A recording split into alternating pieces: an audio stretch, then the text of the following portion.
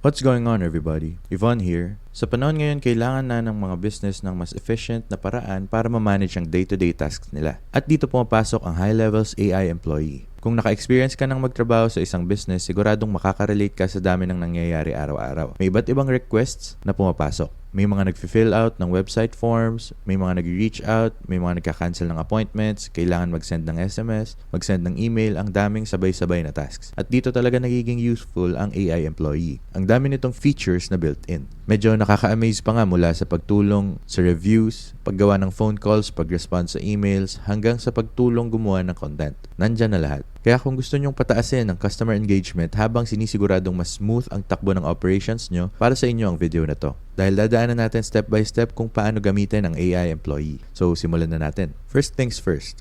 Pumunta kayo sa agency view nyo at buksan ang settings. Kasi kailangan muna nating i-turn on ang feature na to. Pumunta lang sa AI employee at para sa kahit anong sub-account na meron kayo, siguraduhin na naka-enable ang feature na yan. Ngayon, baka iniisip nyo kung ano-ano ba talaga ang features na meron dito. Kapag pumunta tayo sa website nila, may kita nyo na nakagroup ito ng iba't ibang buckets tulad ng voice, conversation AI, reviews, content, workflow, at pati funnels. Sobrang daming pwedeng gawin, kaya isa-isahin natin sila. Unahin natin ang Voice AI. Sa account nyo, pumunta muna kayo sa sub-account tapos doon na tayo magsisimula. Pag nasa loob na kayo, punta lang kayo sa settings at may kita nyo yung option para sa Voice AI agent dito. Para gumana to, kailangan muna nating mag-setup ng native phone integration. Pero i-explain ko muna kung paano siya nag-work. Sa setup na to, kapag may tumawag sa business nyo, kayang sagutin ng Voice AI yung call gamit ang script at training na binigay nyo sa kanya. Halimbawa, may tumawag para magtanong tungkol sa rates. Pwede nating i-train ang model kung ano exactly yung sasabihin at pwede rin nating ibigay yung URL ng website nyo. Mula doon, automatic na siyang magre-respond base sa information na natutunan niya. At ang pinakamagandang part dito, sobrang bilis ng training niya. Kapag binigyan nyo siya ng maraming materials na pwedeng pagbasihan at habang tumatagal ang paggamit, mas lalo siyang nagiging accurate over time. At kahit hindi pa siya officially released ngayon, paparating na rin yung outbound version na kayang tumawag palabas para sa inyo. Ang best way para isipin to ay parang may sarili kayong SDR or Sales Development Rep na tumutulong mag-set ng appointments para sa meetings nyo. At kapag lumabas na to fully, grabe, parang Terminator level na automation na talaga. Ngayon, punta naman tayo sa second part, yung Conversation AI. May kita nyo to sa taas ng voice agent. I-click lang natin, tapos gagawa tayo ng new bot. Pwede itong gamitin sa tatlong bagay, general Q&A, appointment booking, or gumawa from scratch. Kung isipin nyo, parang ganito lang yan. Yung voice AI ang nakikipag-usap sa phone, habang itong Conversation AI naman ang nakikipag-usap sa text. Tulad ng sa social media, email, or kahit saan nagbe-message ang customer, halimbawa, may magtanong lang ng simpleng bagay tulad ng store hours, kaya niyang sagutin agad. Pero silipin muna natin kung ano yung itsura nito kapag ginawa natin from scratch. I-click natin yung continue at ito na yung basic settings kung saan pwede mong i-on ang suggestive response or yung autopilot na automatic nagre-reply base sa trained data. Highly recommended ko talaga yung autopilot kasi ito yung pinaka-efficient. So i-on na lang natin yan.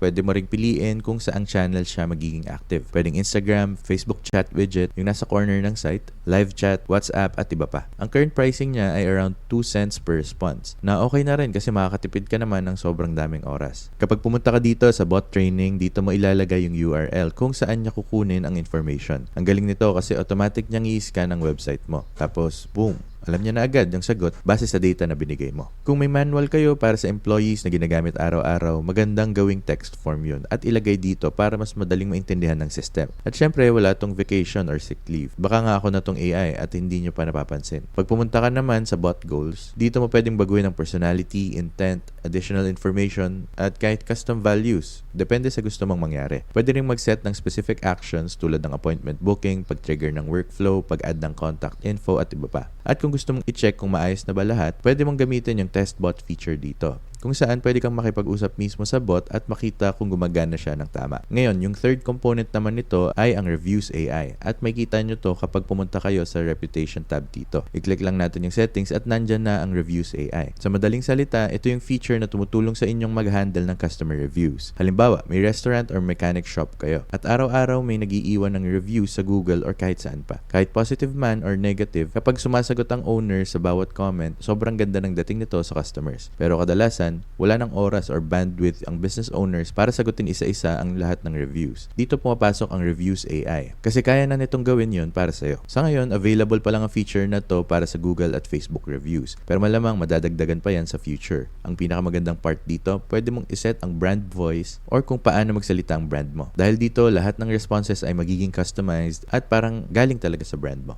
Ngayon, yung fourth piece naman ay ang Content AI na isa sa mga paborito ko. Kapag pumunta tayo sa marketing at nag-scroll pababa, may kita nyo na pwede kayong mag-generate ng evergreen content gamit ang AI. Ipakita ko lang sa inyo ang quick example kung paano ito gumagana. Pag bumalik tayo sa media storage at kinlik natin yung maliit na robot icon, pwede tayong gumawa ng kahit simpleng idea lang. Halimbawa, isang restaurant na nagko-combine ng Russian at Mongolian food. Tapos gusto natin na animated ang image style. Ganyan ang trip ko. Kiklik lang natin yung generate at tignan natin kung ano ang ibibigay niya. Curious din ako makita ang result, lalo na't originally galing akong Russia. Kaya interesting makita kung ano ang lalabas. Oh man, tignan nyo to. Ang sarap tignan. Kahit hindi ko alam kung ano yan, mukhang masarap talaga. And again, isang version pa lang yan. Kung gusto pa natin mag-download ng iba pang versions, pwede rin natin gawin yun. Ngayon, kung gagamit kayo ng AI sa daily efforts nyo ng madalas, ang highly recommended ko talaga ay mag-upgrade sa Unlimited AI Employee Plan. Kasi bibigyan kayo nito ng Unlimited AI Agent Minutes para sa Voice AI, Unlimited Conversation Messages sa Conversational AI, pati reviews, content generation, image generation, at monthly lang ang billing. Around $127 per month siya. At feeling ko kung madalas nyo naman talagang gagamitin dahil per usage ang charge, mag-a-add up lang din sa long term. Kaya kung heavy user kayo, mas okay na kunin na lang yung unlimited version para mas maging madali ang buhay nyo. Pero sa Content AI, hindi lang images ang kaya niyang gawin. Matutulungan din niya kayong gumawa ng blog posts, ads, emails, kahit ano pa from a creative marketing perspective. Kahit hindi pa siya yung final product na ipapadala nyo. Sobrang helpful niya bilang starting point para hindi kayo magsisimula sa zero. Ngayon, yung fifth feature naman ay ang Workflow AI Assistant. At sobrang useful nito lalo na kung hindi kayo ganun ka-tech savvy. Balik tayo sa portal, punta tayo sa automation tapos i-press natin yung create workflow. Then start from scratch. Sa madaling explanation, ang workflow ay parang if-then system. Kapag may nangyaring event, may susunod na actions. Halimbawa, kung may nag-submit ng form, automatic na may text message na masasend. Tapos after 3 days, may email naman. O kaya madadagdagan siya ng tag sa system. Iyon ang workflow. Sunod-sunod na steps na kusang nangyayari para manatiling engaged ang prospects nyo. At tuloy-tuloy na gumagana ang automation sa platform nyo. Pero usually, kailangan mo talagang idagdag yung mga triggers isa-isa. Halimbawa, may birthday reminder, may nagbago ng contact info, may bagong prospect, nagbago yung appointment status, may customer na nag-book ng appointment, may user na nag-lock in ng invoice, may invoice na na-send. Ang daming possible triggers, sobrang dami. Pero madalas, ayoko maglaro-laro at gumawa nito manually every single time. Lalo na kung hindi rin pala gumagana. Kasi bawat workflow, kailangan mo pang i-test para i-make sure na okay siya. Kaya ang highly recommended ko sa inyo ay pumunta kayo sa bottom dito sa pink na icon. Dito natin i-describe ang workflow. Tapos, tutulungan tayo nitong i-build siya. Kunwari, gusto natin ng workflow na kapag nag-submit ng form, automatic na magsasend ng SMS.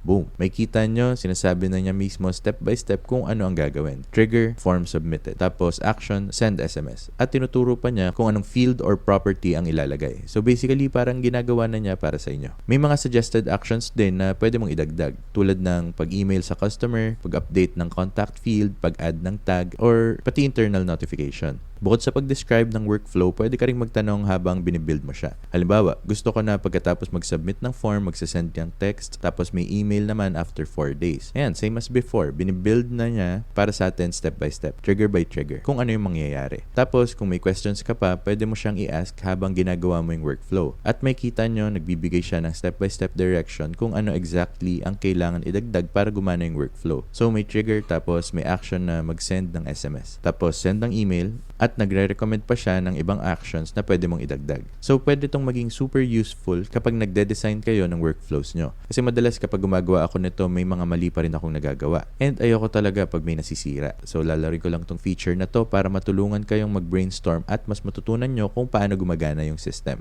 And yung last thing ay yung Funnel AI dito sa may banda na to. Ang gagawin lang natin, bumalik tayo galing sa workflows, pumunta sa sites, tapos sa funnels. Then, gumawa tayo ng bagong funnel from scratch. Yung Funnel AI na to, nasa beta pa. So, tingnan natin kung paano siya gumagana. So, magta-type tayo, mechanic shop na nagfi-fix ng car windows kasi kakabasag lang nung akin. Then, auto body work mechanic. Press next. Tapos yung goal natin ay mag-generate ng mas maraming leads. And dapat friendly yung dating sa contact. So tignan natin kung ano yung gagawin niya para sa atin. And boom! Ayan na guys. Makita nyo, pag nag-scroll down tayo, ito na yung pinaka-basic na landing at funnel page. Kahit na hindi nyo pa siya i-publish agad ngayon, magandang starting point na to kaysa magsimula kayo sa zero. Ayoko man sabihin, pero dati nung gumagamit pa ako ng mga bagay like Weebly, kailangan ko pang gawin lahat from scratch at sobrang tagal. Hindi ko nga ma-imagine kung HTML pa yung gagamitin para buuin lahat from scratch. So mas pinapadali nito yung proseso, lalo na sa brainstorming. Kasi may mapapagsimulan na agad tayo. Tapos pwede naman nating baguhin at i-check later. Gumawa rin pala siya ng mobile version para sa atin. So pag nag-scroll tayo dito, pwede nyo ring i-edit yun accordingly. And by the way guys, kung gusto nyong subukan yung high-level platform completely free, kasama ng lahat ng AI tools na meron siya, check nyo lang yung link sa baba sa description. Kapag na-click nyo na yung link, i-make sure na pindutin tong 14-day free trial button dito. Ilalagay nyo yung company name nyo, full name at phone number, pati yung email na gagamitin nyo. Tapos from there, mapupunta kayo sa step 2 kung saan pipiliin nyo yung plan na gagamitin nyo. Para sa mga may agency or maraming sub-accounts or businesses under them, mas recommended ko yung unlimited plan kasi meron na tong unlimited sub-accounts. Pero kung sarili nyo lang na operation yung pinapatakbo nyo, okay na yung startup plan. Kaya maganda si high level kasi karamihan ng features kasama na agad sa startup plan. Yung main reason lang kung bakit nag-upgrade yung iba sa unlimited plan ay dahil sa sub-account. Ilagay nyo lang yung payment information nyo once tapos na yung trial, pero tandaan nyo, hindi kayo matcha-charge sa unang 14 days. So meron kayong 14 days para i-try yung platform at makita kung gusto nyo ba siya or hindi. And ayan na guys, tulad ng nakita nyo, yung AI employee ng high level medyo scary pero at the same time sobrang nakakapagpa-efficient ng business. Halos lahat ng manual na day-to-day tasks kaya niyang gawin para sa inyo. Kaya nababawasan yung workload nyo at mas nakakapag-focus kayo sa mga ibang bagay. So kung gusto nyo talagang subukan yung platform, gaya ng sabi ko kanina, nasa baba lang ng description yung link para sa free trial. And tandaan nyo, sa channel na to, gumagawa kami ng mga video tungkol sa iba't ibang tools at platforms para matulungan kayong magsimula at magpalago ng business nyo. So kung nakatulong tong video sa inyo or may nakuha kayong value dito, i-make sure nyo lang na mag-leave ng like at mag-subscribe para sa mas marami pang ganitong videos. Kasi malaking tulong talaga yon sa pag-support sa channel. Till next time, peace!